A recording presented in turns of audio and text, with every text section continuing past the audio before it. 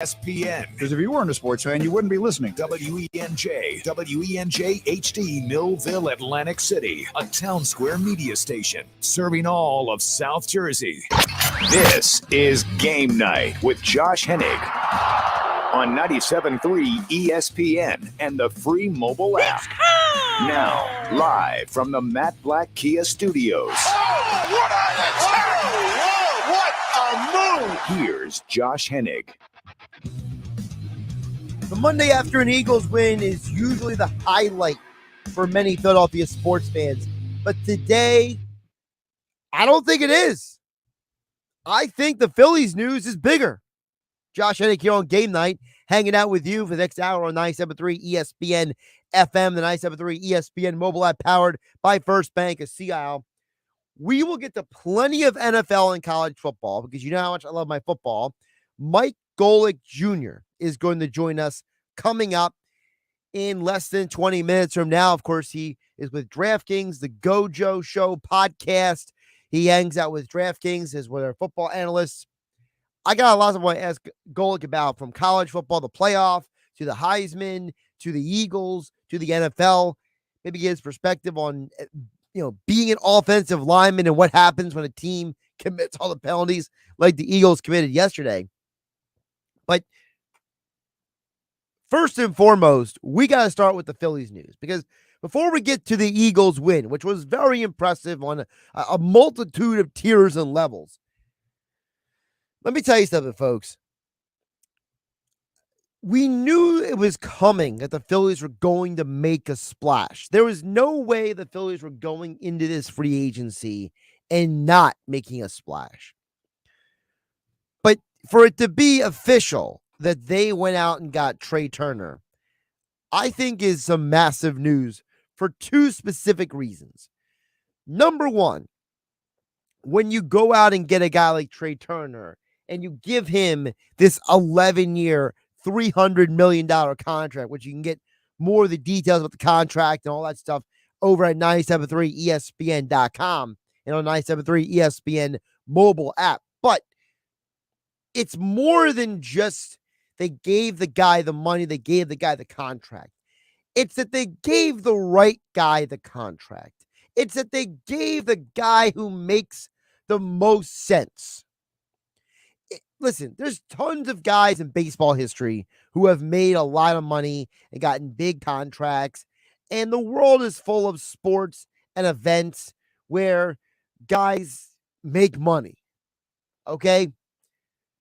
But when you give it to a guy that makes sense, a guy that's a can't miss, nobody argues that you should sign this guy kind of player, I think that's when the narrative has to evolve. Trey Turner is more than just arguably one of the best shortstops in baseball. He is arguably one of the best players in baseball. And you're getting him in the prime of his career. You're getting him in his age 29 turning 30 year. You're getting him at a point in his life where he's not just coming in here as a rental player or a mercenary. You're bringing him in with the idea that it's him, it's Bryce Harper, and it's these guys for the next several years. You didn't give Schwarber or Castellanos this type of contract. You gave it to Trey Turner. You're not giving this contract. Look at Verlander. He goes to the Mets on a 2-year contract. Why? Because he's 39 years old. All right?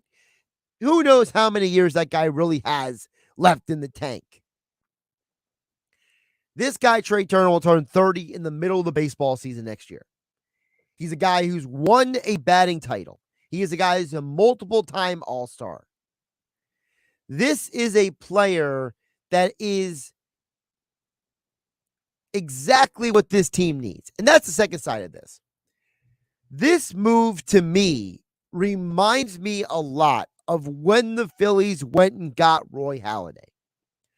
Because when the Phillies went and got Roy Halladay, that was the moment that you felt like the organization was finally willing to take that next step.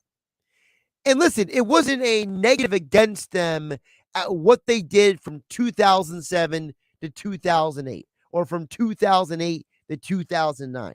Look, we all know what this Phillies organization has done in the past, okay? You know that after 2007, when they got knocked out of the postseason by the Rockies, what did they do? They went and got Brad Lynch. And we know that in 2009, they made that deal at the deadline to get Cliff Lee. So the organization, you know what they're capable of. But when from 2009 to 2010, and they brought in Roy Halladay, that was the moment you kind of looked around and you said, oh, so we're doing this now. We're going and getting the best pitcher in baseball. It hits you a little different. And Philly fans today got an early Christmas gift because we had been hoping and wishing for and praying and asking Santa Claus and asking God or, whoever you were, petitioning. You were asking for Trey Turner because he's a guy at the top of your lineup. He's a guy who's a right-handed bat in a left-handed dominant lineup. He's a guy that is everything that, for example, Philly fan wants. He plays hard. He works hard. He's a talented player. He's a humble superstar who just goes out there and does his job. But he's not a big enough star to outshine your real star, Bryce Harper. But he's a big enough player that for the first 3 months that you're without Bryce Harper next year because of his elbow surgery, you know that Trey Turner has the bat to supplement some of that offensive production.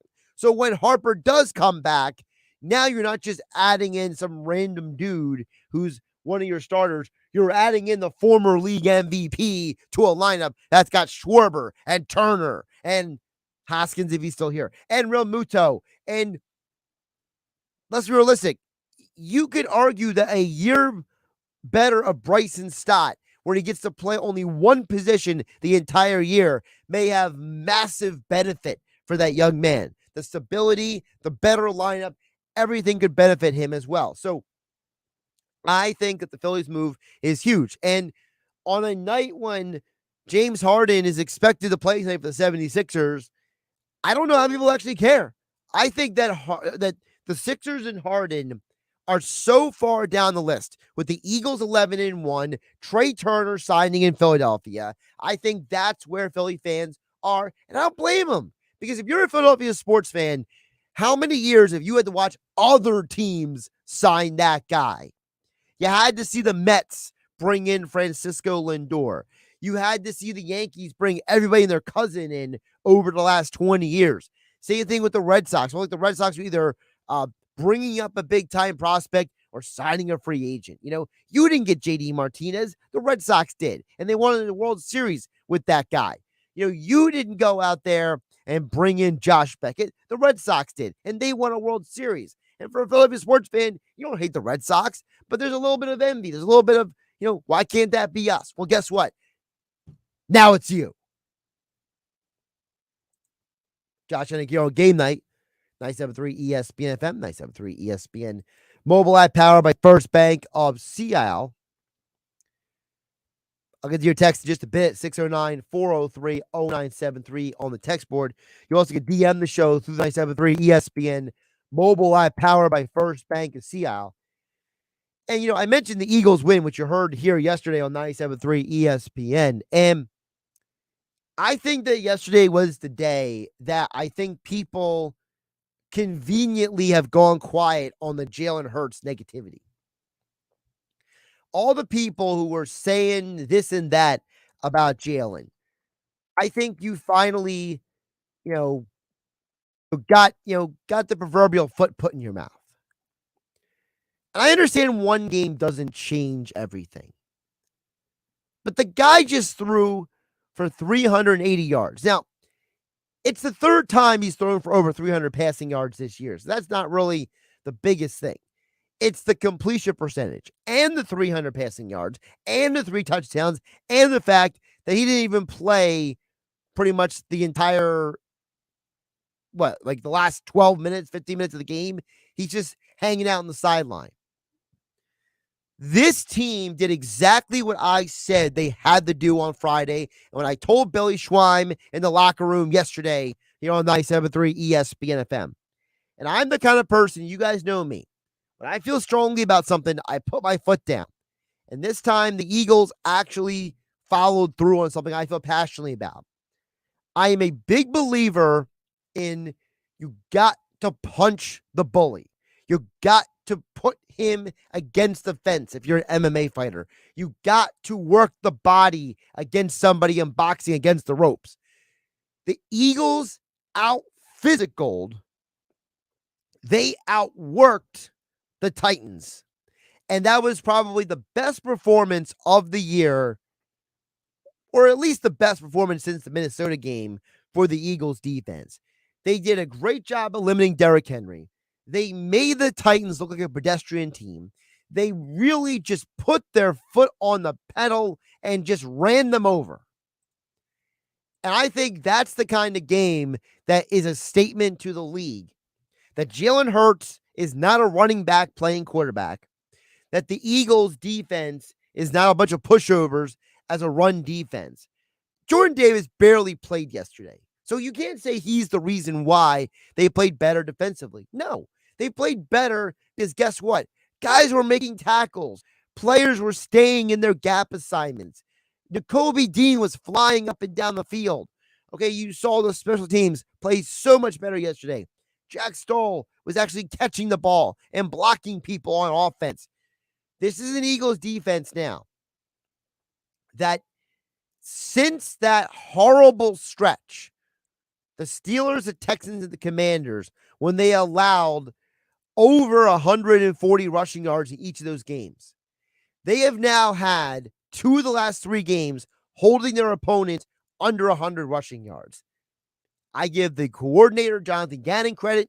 I give the players credit for growing up and not being babies. Because you know what? There are some teams in the NFL that would have choked and they would have collapsed under that pressure and that scrutiny and that microscope. It takes a special breed of man to handle what Philadelphia throws at you. And this is a team of men. Now, I can't guarantee that means the Eagles are winning a Super Bowl. I don't even know what it means long-term for the organization beyond this year. But what I do know is, as of right here, right now, that 11-1 record of the Eagles is not a fugazi. Because I watched the rest of the NFL yesterday with the Giants and Washington having the most miserable-looking tie I've ever seen. I saw the Cowboys basically win a game for 3 quarters, and then the Colts completely choke and collapse and fall apart and prove why Jeff Saturday doesn't belong to be an NFL head coach in this league. I saw yesterday a Bengals team basically outwork the Kansas City Chiefs to get a win yesterday. I saw a Jets team that just did not look like they had what it took to win a big game against the Vikings when there were multiple chances to win the game, but they couldn't get the job done. I saw an Eagles team go out there and handle their business. And that was impressive to watch. All right, we'll get to your text a little bit later in the hour. Keep it coming in. Jeff in Ocean City. Get your messages and more at 609-403-0973. Eagles are 11-1. Philly signed Trey Turner. And coming up next, we'll talk football with Mike Golic Jr. from DraftKings and the Gojo Show podcast right here with me, Josh Hennig, on Game Night on 97.3 ESPN FM and the 97.3 ESPN mobile app powered by First Bank of CI. The Jimmy V Classic. Second-ranked Texas faces number 16 Illinois. Then it's Iowa versus 16th-ranked Duke. The college basketball season continues tomorrow only on 97.3 ESPN. Coverage begins at 7 p.m. Don't let time pass you by. Door-busting Black Friday sales are going on now and all month at Matt Platt Mitsubishi. Matt Blatt Mitsubishi wants your trade, even if you're stuck in a loan or lease. Matt Blatt Mitsubishi wants to get you released, and you'll get more for your trade when you purchase any select new 2022 Mitsubishi SUV, plus every new Mitsubishi Outlander SUV. Put zero down and pay only 1.9% APR financing for 36 months. Worried that your credit will keep you from getting a new ride? Matt Blatt Mitsubishi knows bad things happen to good people. We finance your future, not your past, even if your credit is less than perfect. So if you have a job clearing $350 per week, simply Matt Blatt Mitsubishi. Unapproved with Tier 1 credit, rebates and incentives to dealer. Go to mattblattmitsubishi.com for complete details. Plus tax, license, registration fees. Offers can't be combined. So come in today and get your deal your way. Located right in the heart of Glassboro for over 30 years. Thanks to Total Wine, you saved more on all the gifts for the ones you adore. Wine, spirits, beers, all nestled on shelves. Got some advice from our helpful elves. Oh, so many gifts to explore when you go to Total Wine and more. Bottles so delightful, whoa. Priced so amazingly low. Love what you find. Always lowest prices at Total Wine and More. Drink responsibly, B21.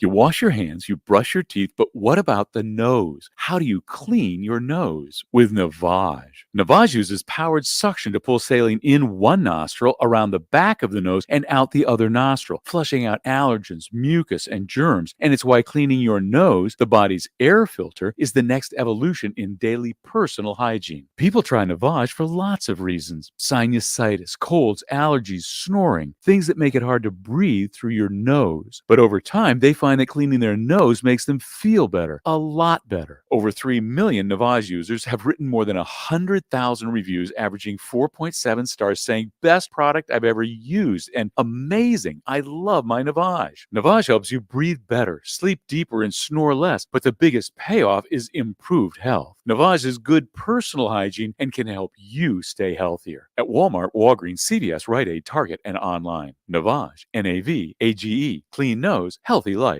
Come one, shop all at the JCPenney Friends and Family Sale. Through Wednesday, use your 30% off coupon inside the JCP app and shine on with up to 60% off diamond solitaires and studs. Plus, get carried away with up to 70% off luggage from Samsonite, American Tourister, Skyway, and more. Anyone shops, everyone saves. We got your holiday. JCPenney. Offers valid on select items through 12/7. Offers reflect after coupon savings. Exclusions apply. See store or jcp.com for details. This view was worth a hike. Right? And it's a good way to stay on top of my health. Yes, I'm Cologuard, a prescription colon cancer screening option for people 45 plus at average risk. Have you screened for colon cancer? Not yet. Don't wait. It's more treatable when caught in early stages. Tell me more. Cologuard is non-invasive and it's used at home. It detects altered DNA in your stool to find 92% of colon cancers. 92%? Yep, even those in early stages. This was seen in a clinical study with patients 50 and older. Any positive result should be followed by a diagnostic colonoscopy. False positive and negative results may occur. Cologuard is not a replacement for colonoscopy in high-risk patients. Do not use if you have had adenomas, have inflammatory bowel disease and certain hereditary syndromes, or a personal or family history of colon cancer. Most insured patients pay $0. Ask your provider or an online prescriber if Cologuard is right for you, or visit Cologuard.com. I'm in. 5G is here, but the big carriers want you to sign a long-term contract to get access. Well, not anymore, because Straight Talk Wireless has rolled out 5G coverage nationwide with deals like our Silver Unlimited plan for just $45 a month and no contract. And get a Samsung Galaxy A13 5G for $149, all on a reliable 5G network. 5G coverage, 5G phones, less money. Straight Talk Wireless. No contract, no compromise. 1 month equals 30 days. 5G capable device required. Actual availability, coverage, and speed may vary. See latest terms and conditions at straighttalk.com. Celebrate this season with 50% off everything at your nearest Banana Republic factory store. Discover a world of holiday magic with gifts to inspire everyone on your list, starting at $24.99. Only at Banana Republic Factory. I love kids. The only thing I love more than kids is doing anything I want at all times. Sarah Silverman Grow Some Lips Tour. We're breathing egos, acting like we aren't a speck of dust hurling through outer space. We're nothing. And then in the very next moment, I'll be like, I want my face on money. Saturday, February 4th, Ovation Hall and Ocean Casino Resort. Tickets are on until this Friday at 10 a.m. at theoceanac.com. Don't miss Sarah Silverman Live. You're listening to Game Night with Josh Hennig on 97.3 ESPN and the free mobile app. Game Night being brought to you by Jenkins & Sons. One call does it all. No need to call the drain guy, the heater guy, the plumbing guy, because Jenkins technicians are trained to do it all. Call them at 609-641-6262. Listen, whether you need new heating and air installation, service and maintenance, ductless air conditioning systems, water heaters, boilers, oil service, plumbing, and drain cleaning services. That's 609-641-6262. You can visit them also online at jenkinsandsons.com. Jenkins & Sons, proud sponsors of Game Night here on 97.3 ESPN. Let's get into the football conversation more now with our guest here on a Monday, because, I mean, who else would I talk football with than Mike Golic Jr., the host of the Gojo Show podcast and DraftKings football analyst, and, of course, Notre Dame offensive lineman. Mike, welcome back. How you doing today? I'm doing well. Appreciate you having me. I appreciate you jumping on. Before we get to the college football stuff, because I feel like there's probably about 2 hours worth of college football content just by itself, right? But I got to get you in on the football, the Eagles and the NFL, because in our area right now, it's like the Eagles are 11-1, and it's like the only thing we can complain about is the offensive line had 7+ penalties yesterday, and it's like people are trying to like decipher, like, are the Eagles the best team in the NFL? Like, how do they stack up? Because let's be realistic. The Colts basically choked last night. Like, they just fell apart. The Bengals basically punched the Chiefs in the mouth and they forgot where they were for a few minutes. And the Giants in Washington basically tied, which is the most anticlimactic thing in the world. So what does someone like you, Mike Golic Jr., do with a team 11-1 like the Eagles in today's NFL? I think I concord, like, I always call them crockpot teams when you get to the point where you can just set it and forget it, because that's kind of where Philadelphia is at right now, the way that they've structured this team, and especially some of the midseason additions that they've made along the defensive line. There's a lot of quality depth on this team. And so as long as they're able to stay healthy, continue to get those bodies back, Jordan Davis is the one I know everyone's got circled on their calendars, but I think if all of that stays in mind, they've got an easily replicable formula right now. They've got an offense that, despite all of those penalties, and it was out of character and all those things that can be frustrating, but, for an offensive line that's just coming off debuting a lot of their new Christmas album tracks, you can understand they're a little bit distracted right now. I would just say that I'm not really ready to sound the alarm about anything. I think on any given week, they're a top 2, top 3 team at worst in the NFL. I think Jalen Hurts continues to make strides. They continue to win in a bunch of different ways. And so it's a really solid, complete football team that right now looks like they are the best and most consistent in the NFC. Jalen Hurts, is he your MVP or is it Mahomes? No, it's Mahomes for me. And it's one of those things that it sounds like a slight to Jalen when I say it. It's not. It's just Patrick Mahomes is one of the 3 most talented people walking the earth. And he's doing everything that they've done this year on a team with markedly less talent than Philadelphia's got in the skill room. And that's again, not a discredit to the quarterback. Every quarterback and every player, we've seen this with Tua in Miami as well, needs to have things around them in order to have the opportunity to be successful in this league. That was true for Patrick Mahomes. That was what he walked into the NFL with, his situation in Kansas City, with the coaching he had there, with the roster that he had around there and what they built with him, getting Tyreek Hill over there as well. But now we've got the benefit, I think, especially for him, of that side-by-side comparison. You took the most impactful receiver, not named Travis Kelce, on that team, shipped him off to Miami, where we've seen him do a good job, and Patrick Mahomes hasn't missed a beat, and that's more often than not statistically been the best offense in the NFL. And I think when you're splitting hairs at the top end, that really matters. It's amazing with Mahomes, too, because you said he's one of the most talented beings on earth. Like, not even just football, like people, right? And it's like, you see him go that touchdown, he tries to go like the Air Jordan, like it's Space Jam, into the end zone. And you're like watching him, and there's a part of you that's like, oh, this is amazing. Other part of you's like, oh my gosh, don't die on the field, man. Like, and it's kind of the weird thing, because it's in like that part of the evolution of the game, right? Like, You don't have like the statuesque quarterbacks anymore. Like if you're going to be a good team and have a good quarterback, if his name isn't Mahomes, Allen, Hurts, Dak, even Rodgers can run around. Like you got to have a dude who can play make. Yeah, well, and I mean, I think we saw a lot of that on display. You mentioned that Cowboys game against the Colts team. Every third down, Dallas could just line up and punt block, rush Matt Ryan up front, and dare him to get the ball out fast over all those hands coming up, because at this point especially, Matt Ryan's not getting out anywhere, and that offensive line's had some trouble communicating things out. It's a limiting factor at this point, the way that NFL defenses have evolved, where we've seen so many players before that would have been lost to the sands of time as tweeners now find homes in places like Dallas and these other spots.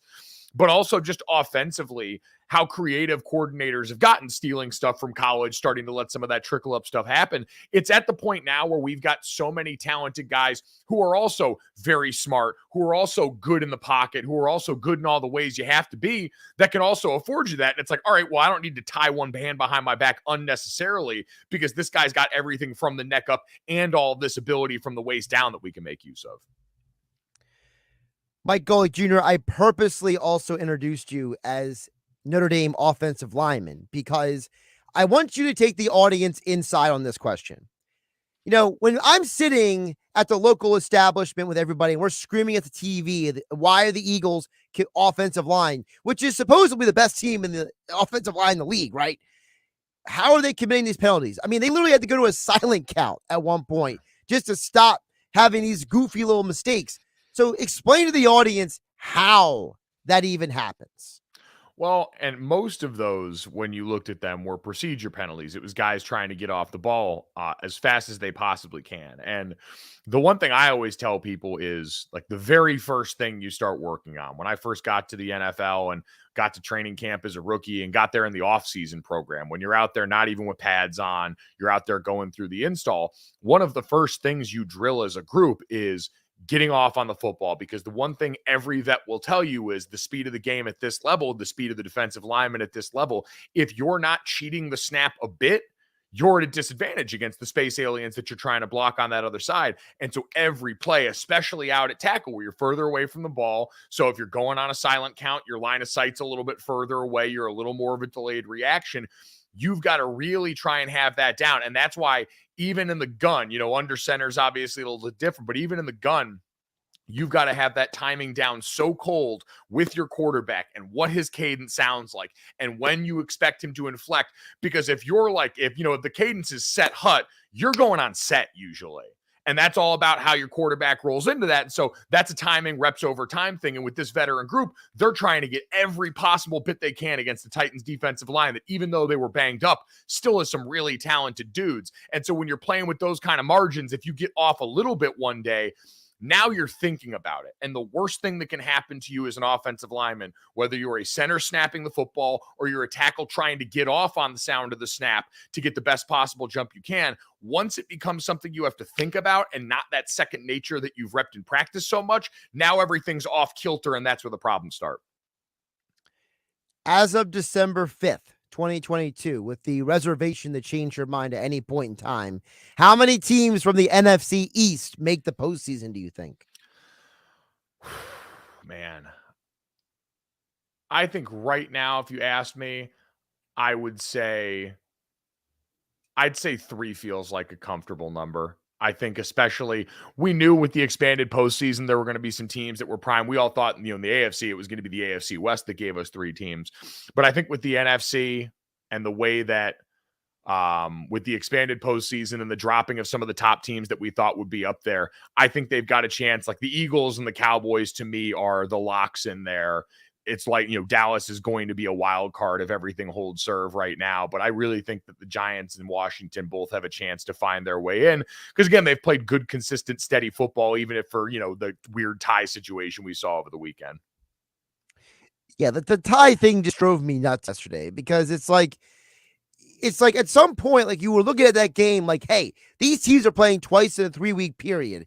And it's like the end of a movie that you weren't expecting to have a sequel, and it has like this ending that you just weren't like, give it the middle finger. You want to throw the popcorn at the screen. Like, you want to lose your mind because you know a sequel's now coming, and you didn't really want that sequel. You know what? That's exactly how I felt. And honestly, I love this trilogy, so don't take it wrong.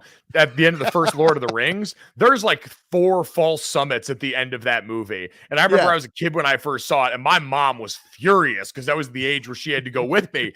And she's like, wait a minute. So all of that was just to get to another movie. And I'm like, yeah, there's more books, yada, yada. Didn't really sit well with her, much the same way I'm sure a tie in that area of the country didn't sit well with anyone either.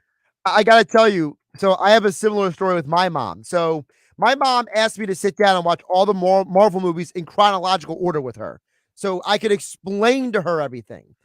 When we finished watching Infinity War, she looked right at me and said, well, we got to watch the next one right now. And I said, well, you realize the next one another 3 hours. And she's like, well, how about we all go to the bathroom, go get some food, and we'll sit back down and, finish this thing because I can't walk away without seeing Endgame now. Wow. You know what? I respect your mom's dedication to the cause there. That's a lot of time under task, but she is correct. Overwhelmingly worth it. And having to wait that gap in between seeing Infinity War and Endgame was torturous to say the least. So your mom's a smart lady. Yeah, definitely smart. One more NFL question I have for you gets to college football, because like I said, there's so much college football. We won't have enough time for it all. When you look at the aftermath of the Bengals-Chiefs game, what do we think of those two teams? Like, are we sitting there saying that the Bengals are the apex predator of the AFC? Are we saying the Bengals are the hot team right now? Are we just saying the Chiefs had a bad day at the office? Like, how are we gauging them? So I think if you ask me, push comes to shove, I would still have the Chiefs as the best team in the NFL because they made a shift last year in how they had to approach playing football that's carried over into this season. We heard all about shell coverage and that stuff. Like, people just played 2 deep safeties and said, we're going to play back and not let you make big plays. And so Patrick Mahomes, who has been one of the best artists of big plays since he's come into the NFL, had to throttle down on the gas a little bit and start to take the things that underneath to him. And that's why Juju Smith-Schuster's been such a revelation this year. It's why Travis Kelce has always been so important and maybe the most important component to this offense as they remade their offensive line. But the reason the Bengals now pose such a threat, and we were getting ready to talk, if it weren't for Jimmy G's injury this weekend, about the 49ers and the Bengals being the 2 most dangerous teams in the NFL, 2 legitimate Super Bowl contenders that are starting to peak at the right time.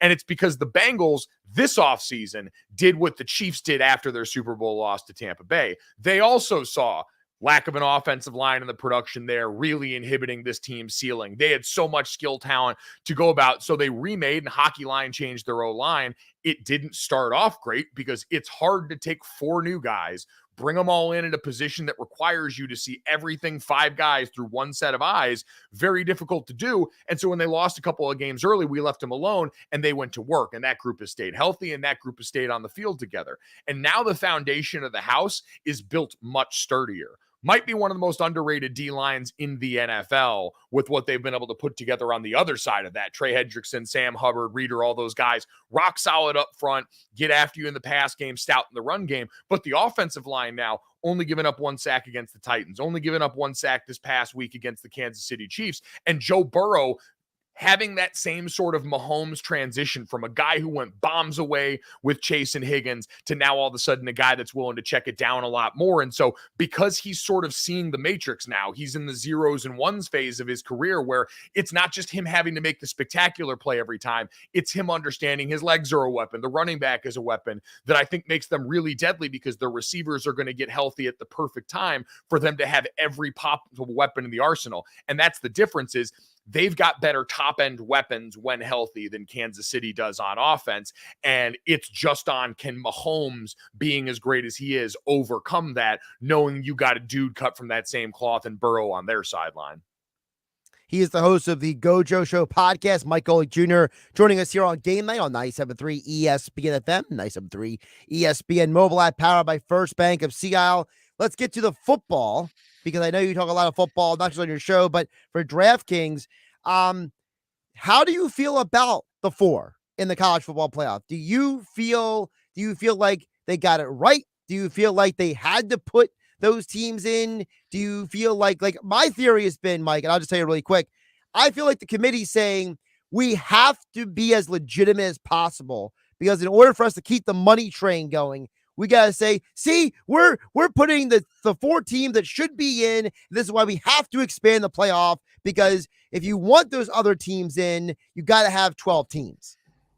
So I think that for all of the, and I understand people look at the committee as this like very shadowy group, and there's a lot of conspiracy theories for the TV product, because when it starts the rankings in October and November, that's just what it is. That's a television product, right? Right. We don't need to know that. For college basketball, it's the same committee process, and we just do it the week before, and there's not all of this questioning. And so I think the best kept secret about the committee, or maybe the worst kept secret, is they tend to get the Final Four right every time, because it's usually pretty obvious by the end. And this year was another one of those examples.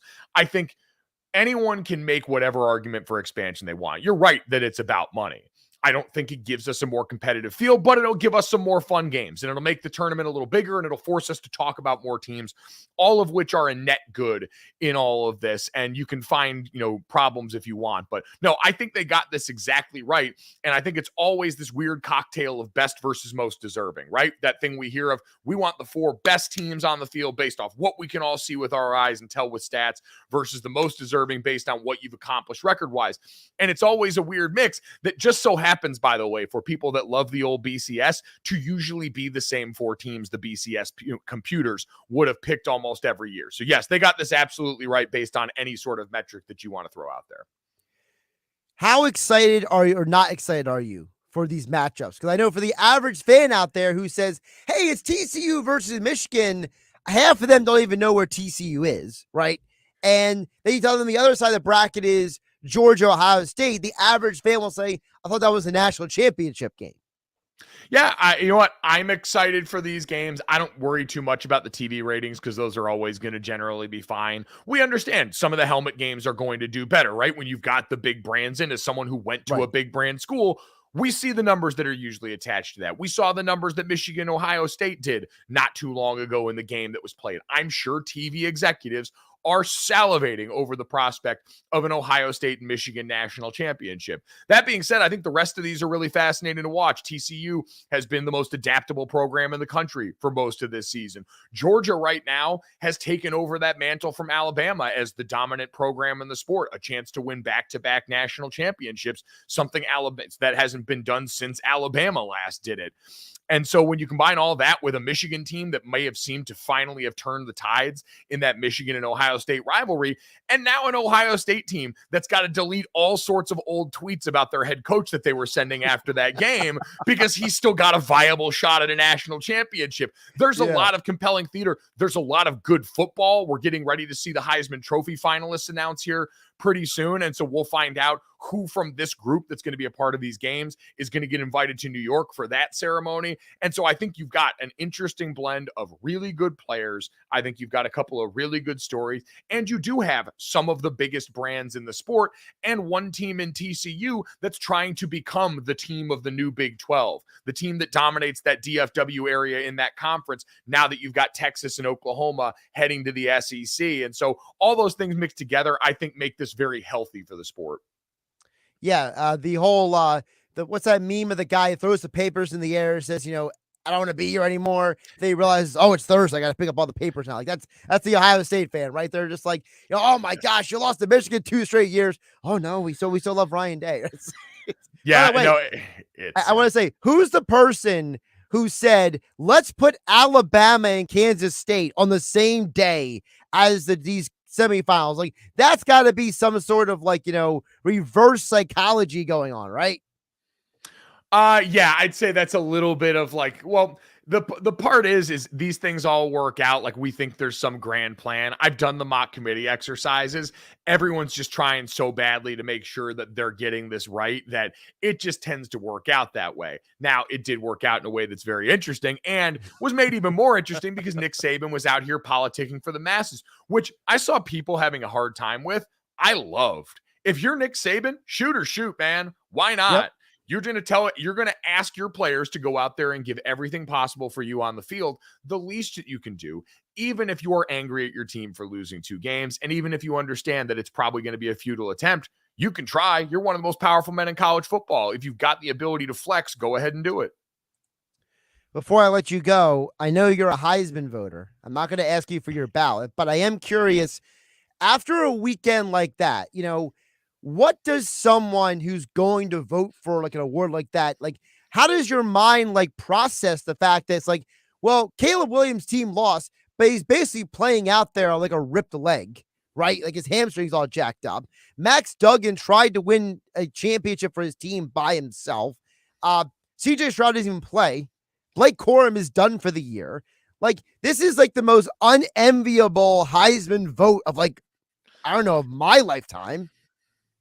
You know what? I think it's a good reminder, and I was talking to somebody about this earlier in the day, that because of injury and because that not everyone that was up for the award was playing for or even, winning their conference championship, that this is a season-long award, and that making sure all along the way you were kind of taking stock of, all right, as far as this and the way I look at this, who has meant the most to their team's success and been able to propel that team to a very high level of success, who's had them in those positions. It's not just quarterback, but we know there's a lot of quarterbacks, right? Drake May at North Carolina probably did the most with the least of any of these quarterbacks in the country. Blake Corum at Michigan, even with a really good offensive line there, was the tip of the spear on a part of that Michigan team that's the identity of that group. Hendon Hooker at Tennessee, who was injured in the South Carolina game, but for a team that had been ranked number one in the country for a portion of the year, was the engine that made that thing go. And so you throw that in there with CJ Stroud, who operates one of the most prolific offenses in college football. Hell, there were even people putting out for Stetson Bennett III to start to get some credit down the stretch at the end of this season based on what he had done for Georgia.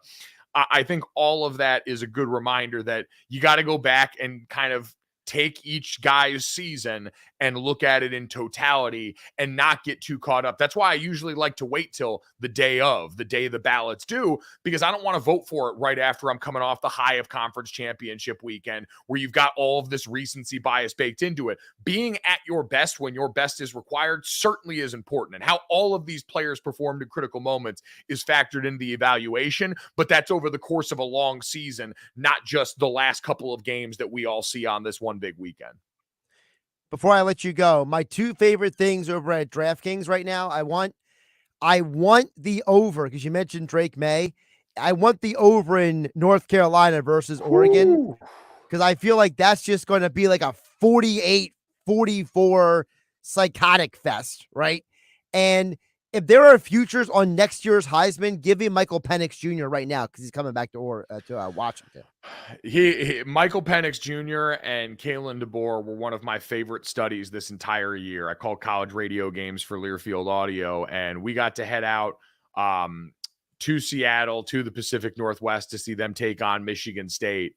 And that's an offense with a lot of NFL stuff to it. Kalen DeBoer has been a part of a lot of really fun offenses going back to his time at Indiana, what he did with Jake Haener at Fresno State in the last couple of seasons, and seeing all of the physical gifts that Michael Penix Jr. put on display in an offense that's super receiver friendly. They've always got pretty good offensive line talent up there at UW. I am fascinated to watch that in a sea of what I think could be very good quarterbacks. And listen, we don't know where 90% of them are going to land. Take the over on prospects jumping into the transfer portal. That is the one thing I know for sure today, is your favorite team's favorite player is probably hanging out in the portal right now, at least seeing if the grass can be greener somewhere else. We're going to set records and numbers for that. It's going to make next year very variable, but as we saw this year, very exciting. The portal has gifted us some really interesting shifts in power in college football, and I think that's only going to continue to be the case.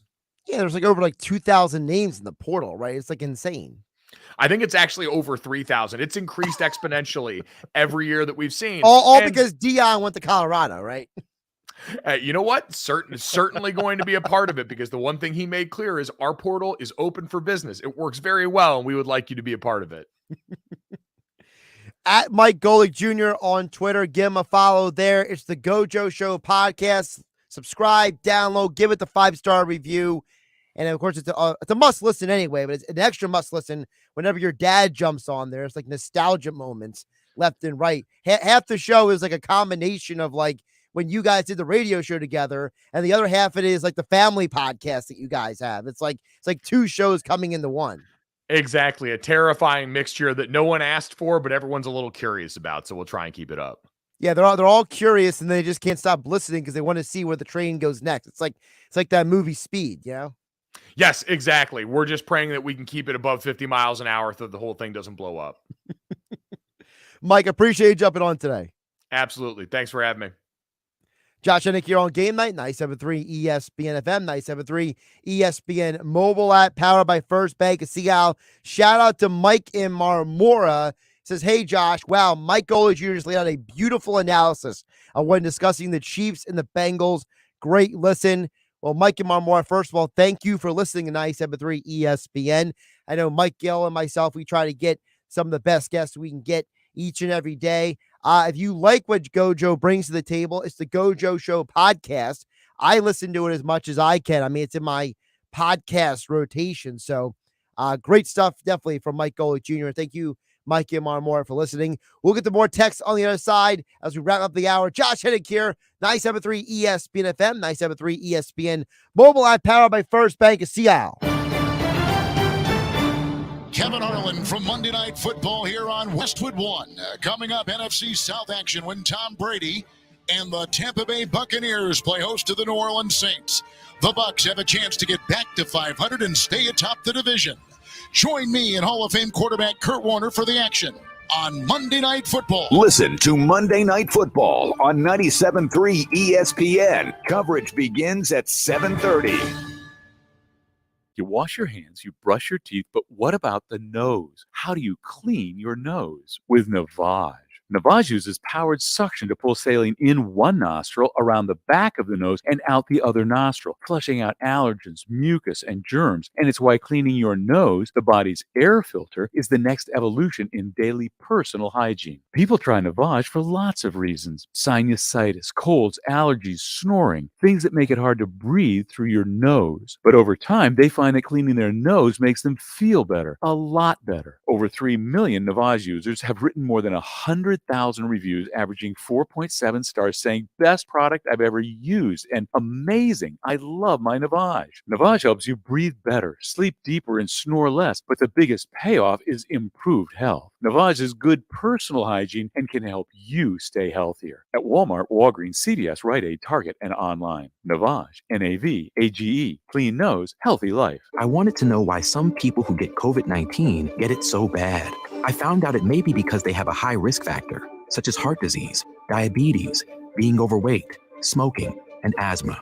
Even if symptoms feel mild, these factors can increase your risk of COVID-19 turning severe. So if you're at high risk and test positive, there are things you can do, like asking your healthcare provider if an authorized oral treatment is right for you.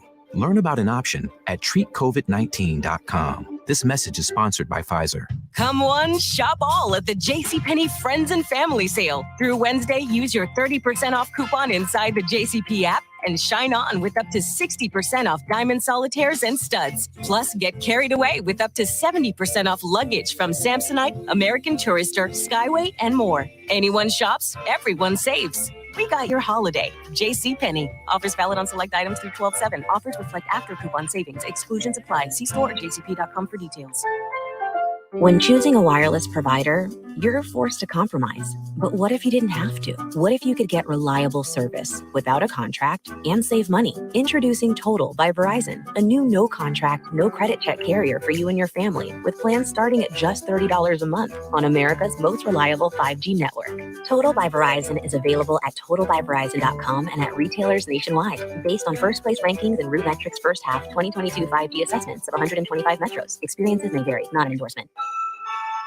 At the Home Depot, we have the tools to make gift-giving magic for all the DIYers on your list. If they prefer working on real homes over gingerbread houses, you can't go wrong with Makita Power Tools, like the 18-volt 2-tool kit for only $249, or the 18-volt compact circular saw for only $139. Get everything you need to get it done with new lower prices on Makita Power Tools only at the Home Depot. How doers get more done. Did you know Nissan EVs have traveled 8 billion miles?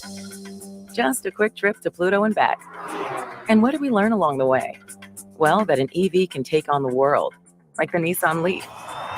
It can move racing forward and take your breath away, like the all-new Nissan Ariya. We learned to make EVs that electrify. 8 billion miles driven by Leaf owners globally since 2010. Aria not yet available for purchase. Expected availability late fall, subject to change. My dad has a cold, but also has high blood pressure. That's why I got him Vicks DayQuil High Blood Pressure for max strength daytime relief. Unlike some ordinary cold medicines, it's specially formulated for people like my dad. DayQuil High Blood Pressure is sugar-free, alcohol-free, and decongestant-free. Vicks DayQuil High Blood Pressure. The daytime, non-drowsy, coughing, aching, fever, sore throat, cold and flu for people with high blood pressure. Like my dad. Medicine. Use as directed. Hear ye, hear ye. Thanks for coming to the town square. First, I'd like to tell you about Steve. He's a plumber. I hear he does good work. Also, Tim. He's this new thing called a dentist. Oh, and Monica, she has a new vegan restaurant. I didn't even know that was a thing yet. Anyway, if you need those things, just wander around town and try to find them because the internet hasn't been invented yet, so I don't know. This isn't the olden days. Now, word of mouth has gone online. At Town Square, South Jersey, we can show you how to harness the power of your existing word of mouth and amplify it online. Go to townsquarelocal.com for a free local customer analysis, where you can see how many local customers in South Jersey you could reach online. Visit townsquarelocal.com and be the Town Square today. That's townsquarelocal.com.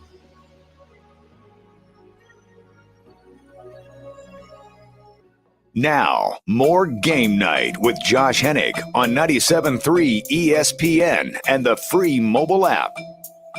All right, wrapping up the hour here on Game Night 97.3 ESPN FM. Josh Hennig at Josh Hennig on Twitter is where you can give me a follow at. As promised, I want to get some of your messages before I get out of here. Text board 609-403-0973. DMs to the 97.3 ESPN mobile app powered by First Bank of Sea Isle. Over on the text board, got a text that says, Josh, it's a massive commitment by the Phillies to trade Turner, but I'm all about it. At the end of the contract, Turner will likely be a second baseman or a left fielder. You know, I don't know what position he would literally play at the end of his contract for two reasons. And I'm not trying to throw out at the window what you're saying, Texter, but one, I got to be frank with you. I think Trey Turner's a good enough athlete that I don't know if he has to leave shortstop, how late in his career he would have to. Look at JT Realmuto right now. That guy, people were saying, what was it, just 2 years ago, man, is that guy going to age well? I feel like if you are a good enough athlete, you'll be able to do what you do for a long time. You know, Realmuto turns 32 before the start of this upcoming season. So, to me, if Realmuto can keep catching, I think Turner can keep playing shortstop. Now, maybe second base, you're right. Maybe at some point, you know, he has an arm injury. I don't know if left field, though, is the thing, because I feel like you always can find outfielders. You can't always find infielders. So, to me, if I could, I would try to keep Trey Turner. I mean, unless he turns into this generation's Craig Biggio, he plays three different positions, and he has this amazing career, which is certainly possible.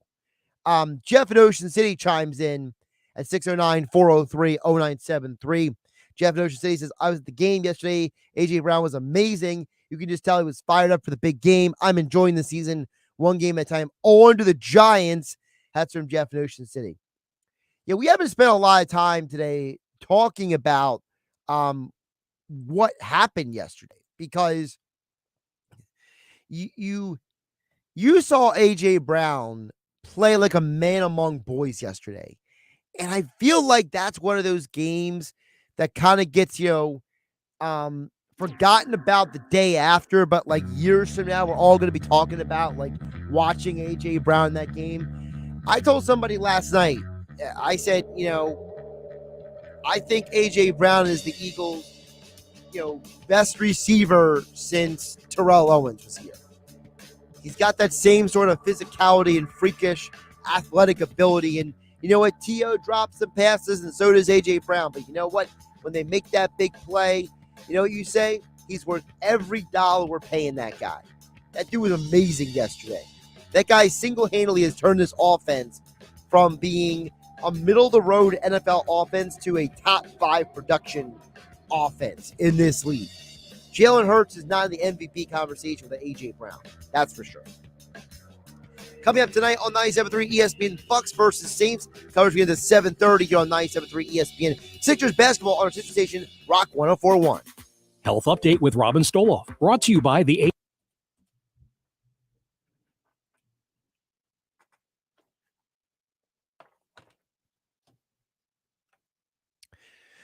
All right, shout out to the people watching on the YouTube side, at Josh Hennig on Twitter, Josh Hennig on YouTube. Like, subscribe, share it with your friends. Appreciate you watching. Quick little aside before I get out of here, because I didn't really get to talk about it too much, but the news of Deion Sanders becoming the new head coach at the University of Colorado has me very conflicted. Because I think on one hand, I would have liked to seen him stay at Jackson State a little longer. Not because I don't think he's ready to coach at the next level. It's because I think what he was doing at Jackson State was just special. I felt like what he was doing was so different and was so unique. And I felt like he was bringing attention to a part of the college football world that historically and traditionally gets either ignored or frowned upon or overlooked. He was recruiting young men to go to a school that does not get to play in major bowl games, is not part of the college football playoffs. He was getting them to come to a school that really in the last 20 plus years had been mostly forgotten about. No offense to anybody, but, nobody cared about Jackson State in the last 20, 30 years, unless you were someone who lived in that part of the country or you were an alumni. So on one part of me was like, it's disappointing that he's leaving, because I just feel like he was bringing such an important light to a group of young men that it was so valuable. On the flip side, I gotta say, I'm excited to see what he can do at Colorado. I feel like Deion is the kind of guy who is, again, from everything I've heard and read, I don't know Deion Sanders personally or anything, but I just feel like everything I've heard and read, he's the kind of guy that says, don't tell me what I can or can't do, because I'm going to go out there and be successful. I think that's a powerful tool to have in his back pocket. I think Deion is a man who has always shown that whatever he puts his mind to, he can be successful at. And I think he purposely liked the idea of going to Colorado because I think that he felt it was the biggest challenge for him, because it's a part of the country that nobody really talks about. It's a school that hasn't been relevant in like 30 years. And I think Deion looks at the way college football is today and realizes that the old school mentality, the idea that we had in the past, doesn't exist in the present anymore. The school brand is less important as the people at the school, because Nebraska had to hire Matt Rule to fix their reputation. Schools like USC will have 25 plus missed tackles in their championship game, and they'll lose because they're no longer the marquee program that gets all the prospects. They're the program that's fighting with every other school for the prospects. The combination of the expansion of television rights, so every school is seen on television or streamed, plus the NIL deals where college athletes are allowed to make money, whereas in the past, they weren't even allowed to have a part-time job because it might violate some sort of ordinance the NCAA came up with, because it was created by people who don't really care about kids. They just care about making money. Deion has shown that he cares about these young men. He is a star of stars as terms of a retired athlete turned coach. And he has shown himself to be a man who is a God-fearing man who cares about people more than just winning games. He believes that the quality of people and the quality of the job that he does translates 2 wins. So while Colorado may not get the 5-star elite prospect every year, I think he's going to build something amazing there. I believe that in a few years, Colorado is going to win the Pac-12 championship. Not because Colorado is something special, but I think Deion is special.